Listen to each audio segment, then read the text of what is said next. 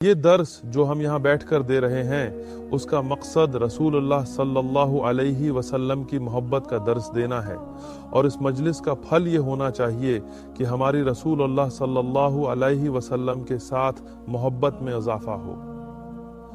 جب آپ اس درس میں بیٹھیں تو دنیا کی دیگر چیزوں کو بھول جائیں، اپنے گھر، کام، روزگار یا کسی قسم کے مسائل کے بارے میں نہ سوچیں۔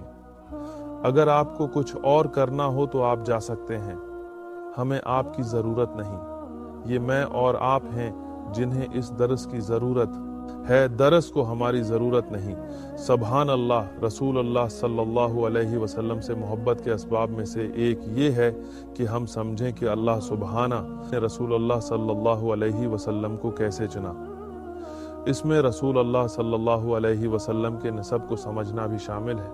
ہم نے حضرت آدم علیہ السلام کے بارے میں بات کی جو ہم سب کے مشترکہ جد ہیں، پھر حضرت نوح علیہ السلام کا ذکر کیا جو ہم سب کے دوسرے مشترکہ جد ہیں، ان کے بعد ان کے بیٹوں کا ذکر کیا۔ لیکن ہم یہاں دنیا کی تاریخ کا مطالعہ نہیں کر رہے، بلکہ ان پر توجہ مرکوز کر رہے ہیں جن کا تعلق رسول اللہ صلی اللہ علیہ وسلم سے ہے۔ علماء تاریخ کا اتفاق ہے کہ رسول اللہ صلی اللہ علیہ وسلم کا نسب حضرت سام بن نوح سے جا ملتا ہے۔ سام کی اولاد میں صرف عرب ہی نہیں بلکہ بنی اسرائیل اور دیگر اقوام بھی شامل ہیں، لیکن ہمارا فوکس ان پر ہے جن سے رسول اللہ صلی اللہ علیہ وسلم کا نسب جڑا ہے۔ عرب 3 اقسام کے ہیں، اور یہ علماء تاریخ کی تقسیم ہے، نہ کہ کوئی حدیث یا قرآن کی نص۔ پہلی قسم عرب البائدہ ہیں جو قدیم عرب تھے اور اب ختم ہو چکے ہیں۔ میں قوم عاد، سمود اور دیگر اقوام شامل ہیں۔ یہ قومیں اللہ کے عذاب کی وجہ سے ختم ہو گئیں۔ دوسری قسم عرب العربہ ہیں جو اصل عرب ہیں اور ان کی نسل حضرت اسماعیل علیہ السلام کے ذریعہ چلی۔ تیسری قسم عرب المستعربہ ہیں جو بعد میں عرب ہوئے، جیسے حضرت اسماعیل علیہ السلام کی نسل جو جرہم قبیلے سے تعلق رکھتی ہے۔ قوم عاد کو اللہ نے جسمانی طاقت عطا کی تھی اور سمود کو ٹیکنالوجی میں مہارت ملی تھی، لیکن یہ دونوں قومیں اللہ کو نہ پہچاننے کی وجہ سے ختم ہو گئیں۔ یہ ہمارے لیے ایک سبق ہے کہ اگر آپ اپنی تخلیق کا مقصد نہ سمجھیں تو آپ چاہے جتنے طاقتور یا ترقی یافتہ ہوں، ناکام ہی رہیں گے۔ یہ مختصر تفصیل عرب اقوام کی تقسیم اور رسول اللہ صلی اللہ علیہ وسلم کے نسب کے پس منظر کے بارے میں ہے۔ یہ عرب وہاں موجود تھے، اور پھر آپ کے پاس مستعربہ آتے ہیں، وہ جو اسماعیل علیہ السلام کی اولاد میں سے ہیں، اور وہ عرب قبائل میں شادی کرنے کے بعد عرب کہلائے۔ تو آپ کے پاس عرب کے یہ 3 طبقات ہیں۔ اب میں ایک چوتھا طبقہ شامل کروں گا جو عام طور پر ان 3 میں ہی شامل کیا جاتا ہے، لیکن اسے الگ زمرے میں رکھا جانا چاہیے، اور وہ ہیں وہ لوگ جو اسلام کی فتوحات کے بعد عرب بنے، یعنی مستعربہ بعد الفتوحات الاسلامیہ۔ تو آئیے میں وضاحت کرتا ہوں۔ پہلے اصل عرب یعنی عرب البائدہ جو ختم ہو چکے، پھر دوسرے وہ جو یارب اور قحطان کی اولاد میں سے ہیں، ان میں سے جرہم کا نسب آتا ہے اور اسماعیل علیہ السلام ان میں شادی کرتے ہیں۔ اسماعیل علیہ السلام سے جو نسل آگے بڑھتی ہے وہ مستعربہ کہلاتی ہے۔ انہی میں سے رسول اللہ صلی اللہ علیہ وسلم کی نسل ہے۔ یہ لوگ جزیرہ العرب سے مشرق کی طرف آتے ہیں۔ اگر آپ عربہ کو دیکھیں تو ان سب کی ابتدا یمن سے ہوگی۔ یمن عرب کا دل تھا۔ اللہ سبحانہ وتعالی یمن کے معاملات کو آسان فرمائے اور یمن میں امن و سکون لائے۔ یہی عرب کی ابتدا تھی۔ اب اگر کوئی شام، مراکش، مصر یا شمالی افریقہ سے ہو، یا آج کے عراق کے عرب کہلانے والے علاقوں سے ہو، تو جب تک وہ بدو قبائل سے نہ ہوں یا ان کی نسل کا سراغ نہ لگایا جا سکے، جیسے اردن میں کچھ قبائل ہیں جنہیں اصل عرب سے جوڑا جا سکتا ہے، یا عراق میں بھی، لیکن ان میں سے زیادہ تر اصل میں عرب نہیں ہیں۔ یہ ایک دلچسپ بات ہے کہ آپ کسی خاص نسل کا حصہ ہونے کو کس چیز سے ماپتے ہیں۔ مختلف نسلوں کے مختلف خیالات ہوتے ہیں۔ مثال کے طور پر مغرب میں زیادہ تر DNA کو دیکھا جاتا ہے۔ اگر آپ کا DNA کسی خاص نسل سے تعلق ظاہر کرے تو آپ کو اس نسل کا حصہ سمجھا جاتا ہے، لیکن یہ ہمیشہ درست نہیں ہوتا۔ اگر آپ DNA ٹیسٹ کی تعریف کو لیں تو آج کے زیادہ تر لوگ جو خود کو عرب کہتے ہیں اصل میں عرب نہیں ہیں۔ مثلاً مصر میں زیادہ تر لوگ نسلی طور پر قبطی ہیں، مذہبی طور پر نہیں بلکہ نسلی طور پر، اور ان کی اپنی زبان تھی جب تک اسلام مصر میں نہیں آیا اور اسلام کے ساتھ عربی پھیلی۔ شمالی افریقہ میں بھی آپ کو زیادہ تر لوگ اصل میں عرب نہیں ملیں گے۔ وہ یا تو بربر یعنی امازیغ تھے یا دیگر اقوام جو وہاں موجود تھیں اور جنہوں نے عربی زبان کو اپنا لیا۔ ان میں سے کچھ آج خود کو عرب کہتے ہیں، کچھ آج بھی خود کو امازیغ کہتے ہیں لیکن عربی بولتے ہیں۔ شام کے حوالے سے بھی یہی بات ہے۔ وہاں کچھ لوگ عرب قبائل سے ہو سکتے ہیں، لیکن زیادہ تر اگر ان کا DNA ٹیسٹ کیا جائے تو وہ عرب نہیں نکلیں گے بلکہ یورپی نکلیں گے۔ رومی سلطنت کا مرکز لمبے عرصے تک اسی علاقے کے گرد رہا اور تجارت وغیرہ کی وجہ سے مختلف اقسام کے لوگ وہاں آ کر بسے۔ نسلوں کی تعریف مختلف ہوتی ہے۔ یہ DNA ٹیسٹ کی تعریف ایک خاص قسم کی تعریف ہے۔ مثال کے طور پر یہودیوں کے نزدیک یہودی ہونے کی تعریف مختلف ہے۔ وہ کہتے ہیں کہ یہ ماں سے جانچی جائے گی، باپ سے نہیں، جبکہ زیادہ تر ثقافتوں میں نسل باپ کے ذریعے چلتی ہے۔ اگر آپ کے والد کسی مخصوص نسل سے تعلق رکھتے ہیں تو آپ کو بھی اسی نسل کا مانا جاتا ہے، لیکن یہودیوں میں یہ ماں کی بنیاد پر ہوتا ہے۔ حال ہی میں ہمارے ساتھ ایک صاحب نے بلموا پارک میں گفتگو کی۔ بدقسمتی سے آڈیو ریکارڈ نہیں ہوئی، لیکن کئی لوگ موجود تھے۔ وہ ایک آرتھوڈوکس یہودی تھے۔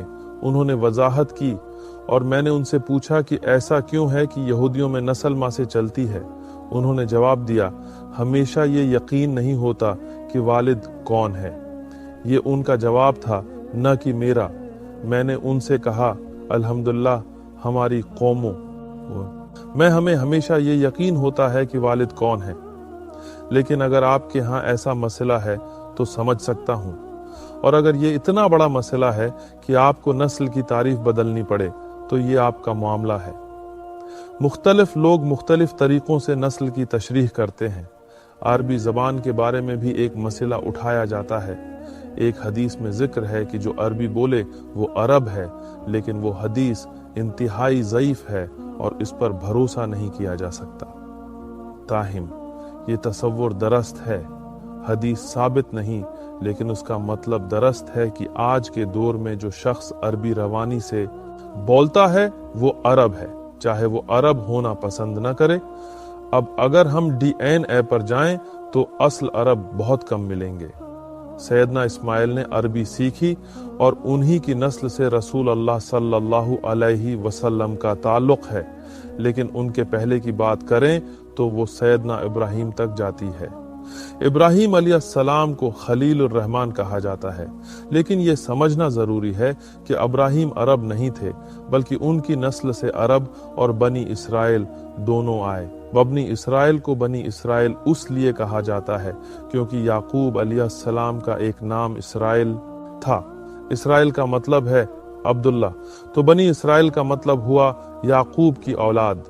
یعقوب علیہ السلام اسحاق علیہ السلام کے بیٹے تھے اور اسحاق ابراہیم علیہ السلام کے، تو ابراہیم علیہ السلام دونوں کے یعنی عربوں اور بنی اسرائیل کے والد ہیں۔ ابراہیم علیہ السلام کی زندگی کتنی خوبصورت ہے۔ یہ ان کی زندگی کا درس نہیں، لیکن ان کے تعلق کو سمجھنے کے لیے ذکر کر رہے ہیں۔ خلیل کا مطلب دوست ہے، لیکن عربی زبان میں اس کا گہرا مطلب ہے۔ رسول اللہ صلی اللہ علیہ وسلم بھی خلیل اللہ ہیں، جیسا کہ ایک حدیث میں ذکر ہے جو بخاری اور مسلم میں ہے، اللہ نے مجھے خلیل بنایا جیسا کہ اس نے ابراہیم کو خلیل بنایا۔ خلیل کا مطلب خاص اور خالص دوست ہے، وہ جس کے لیے دل میں محبت جڑ پکڑ چکی ہو۔ ہم قاضی ایاز اور دیگر علماء کے نظریات پر ابھی آئیں گے، لیکن پہلے لسانی نقطہ نظر سے بات کرتے ہیں۔ لفظ خلیل کی جڑ کیا ہے؟ کیا کسی کو اس کا جمع معلوم ہے؟ خلفاء ایک جمع ہے اور خلان ایک اور جمع ہے، خلیلہ اس کا مؤنث ہے، جڑ کا لفظ خلہ سے آتا ہے۔ قاضی ایاز المالکی کے مطابق خلہ کا مطلب انتہائی محبت ہے، ویسے خلیل بھی جمع کے طور پر استعمال ہوتا ہے، لیکن خلہ کا مطلب یہاں طلاق کی خلا نہیں ہے، بلکہ یہ ایک گہری اور شدید محبت ہے۔ قاضی ایاز نے اس کی وضاحت کی ہے کہ خلیل کی جڑ خلہ ہے، جو ایک ایسی محبت کی طرف اشارہ کرتی ہے جو دل میں گہرائی تک اثر کرتی ہے۔ قاضی ایاز مزید کہتے ہیں کہ عربی زبان کا خوبصورت پہلو یہ ہے کہ آپ کسی لفظ کی جڑ تک جا سکتے ہیں۔ یہاں خل کا مطلب ہے کوئی چیز جو سب سے محبوب یا پسندیدہ ہو۔ عرب اس لفظ کو کسی کی پسندیدہ چیز کے لیے استعمال کرتے تھے۔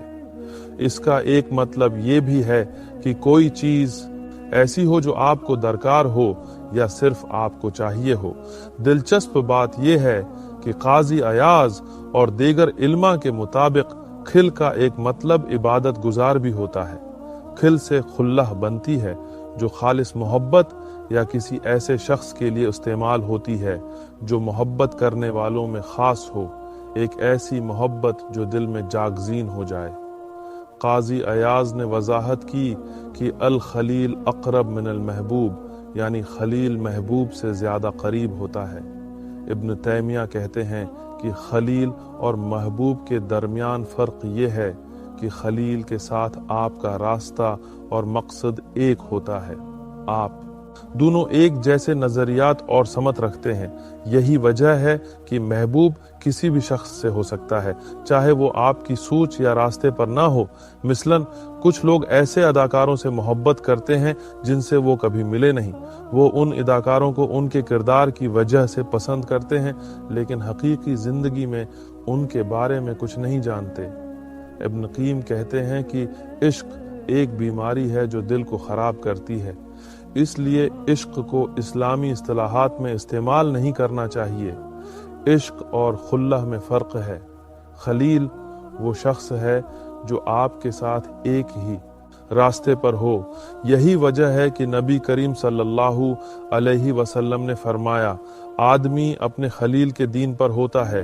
اس حدیث سے یہ بات واضح ہوتی ہے کہ خلیل اور محبوب میں فرق ہے۔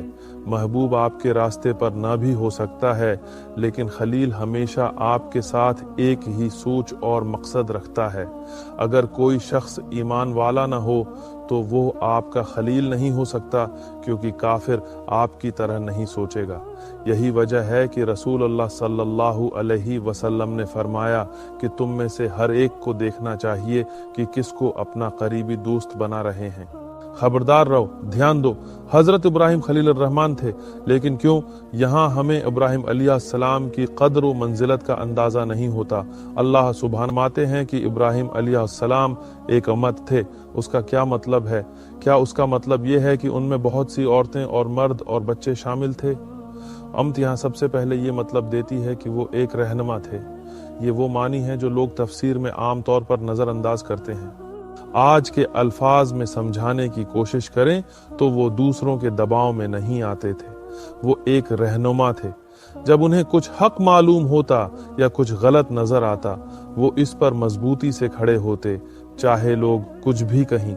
نہ ان کے لوگ، نہ ان کے ساتھی، نہ ان کے والد، کیونکہ ان کے والد ایمان والے نہیں تھے۔ اس طرح ابراہیم علیہ السلام نے سب کے خلاف کھڑے ہو کر رہنمائی کی، اور جہاں اللہ کا حکم ہوتا وہاں چلے جاتے۔ وہ نہ صرف فرمان بردار تھے، بلکہ ان کا اللہ کے لیے عشق اور اطاعت بے مثال تھی۔ اس کا مطلب یہ ہے کہ وہ اللہ کے حکم پر عمل کرنے میں پیش رہتے تھے بغیر کسی تاخیر کے۔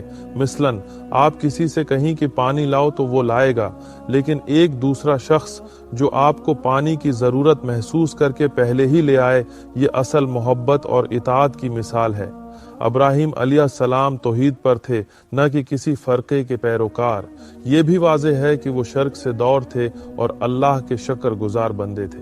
یہ ابراہیم علیہ السلام کی کچھ صفات ہیں جو قرآن اور صحیح احادیث سے معلوم ہوتی ہیں۔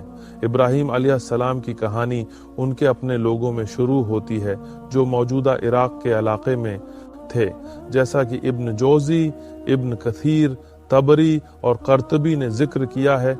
उनके वालिद बतों के पुजारी थे और उसी से रोजी कमाते थे. उनके लिए ये एक कठिन आजमाइश थी, क्योंकि उनके वालिद न सिर्फ मुशरक थे बल्कि शिरक को फरोग देते थे. उसके बावजूद अल्लाह ने इब्राहीम अलैहिस्सलाम को तौहीद की दावत देने वालों में मुंतखब किया. यहाँ कुछ लोग ये कहते हैं कि इब्राहीम अलैहिस्सलाम के वालिद का नाम आज़र नहीं था, जैसा कि कुरान में आया है.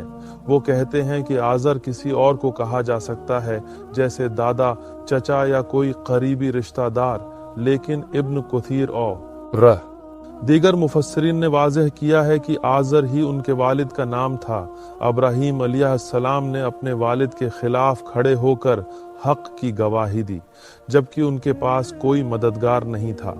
वो अकेले थे, उनका पूरा खानदान और मुआशरा शर्क पर था, लेकिन वो डटे रहे. आज हम ये सोचते हैं कि हम भी ऐसा ही करेंगे, लेकिन जब हमें इस्लाम पर खड़े होने का मौका मिलता है हम डर जाते हैं, चाहे वो लवातत के मसले पर हो या किसी और पर. यही सबक हमें इब्राहीम अलैहिस्सलाम की ज़िंदगी से सीखना चाहिए कि सिर्फ ईमान, अकीदा और अमल इंसान को कामयाब बनाते हैं, न कि खून या रिश्ता. इब्राहीम अलैहिस्सलाम ने हमें दिखाया कि हक के लिए खड़े होना कैसा होता है, चाहे पूरी दुनिया आपके खिलाफ हो और वो लोग बेहतर जानते हैं. लेकिन क्यों? क्योंकि वो मुआशरती दबाव का सामना नहीं कर पाते. अब ज़रा तसव्वुर करें, इब्राहीम अलैहिस्सलाम एक अकेला शख्स, इसीलिए उन्हें अम्त कहा गया. हर कोई उनके खिलाफ था, लेकिन वो हक को देखकर इस पर डट गए. इब्राहीम अलैहिस्सलाम मुसलसल हरकत में रहे, हमेशा हिजरत करते रहे. अल्लाह ने जहां बुलाया वो वहां पहुंच गए. वो ये नहीं कहते थे कि मेरे पास वक्त नहीं है या मेरी अपॉइंटमेंट है. आज किसी को हज के लिए बुलाएं तो वो बहाने बनाना शुरू कर देता है. मेरी पूती की शादी नहीं हुई. मैंने सुना है कि जब तक पूती की शादी न हो हज पर नहीं जा सकते. ये कौन सा कर्ज है? क्या आप पूती को बेच रहे हैं या दामाद खरीद रहे हैं? फिर जब इब्राहीम अलैहिस्सलाम को आग में फेंका गया तो आग ने उन्हें नहीं जलाया. अगर हमें आग में फेंक दिया जाए, लेकिन ऐसा नहीं हुआ. अल्लाह सुबहान फरमाते हैं कि इब्राहीम अलैहिस्सलाम सदीक थे. सदीक का मतलब है कि वो अल्लाह के साथ सच्चे थे, उसके वफादार दोस्त थे और उन्होंने अपने वादे पूरे किए. जब अल्लाह ने उनका इम्तिहान लिया तो उन्होंने हर इम्तिहान में कामयाबी हासिल की. आज हम हर आजमाइश में नाकाम हो जाते हैं, लेकिन फिर भी अल्लाह की रहमत के तलबगार हैं. हमें मायूस नहीं होना चाहिए, लेकिन ये चीज़ें हमें मुतहर्रिक करें कि जब कोई मुश्किल दरपेश हो तो हम कैसे सच्चे रह सकते हैं. इमाम ज़हबी कहते हैं कि इब्राहीम अलैहिस्सलाम ने अम्र बल मारूफ और नही अनिल मुनकर को अमली जामा पहनाया जब उन्होंने बतों को तोड़ दिया. उन्होंने अल्लाह के हुक्म पर हर मुखालफत के बावजूद अमल किया. अब सोचें, एक पूरी कौम उनके खिलाफ, उनके वालिद, उनके खानदान, हुकूमत, बादशाह, फौज, सब उनके खिलाफ. कोई मददगार नहीं सिवाय हजरत लूत अलैहिस्सलाम के, जो बाद में ईमान लाए.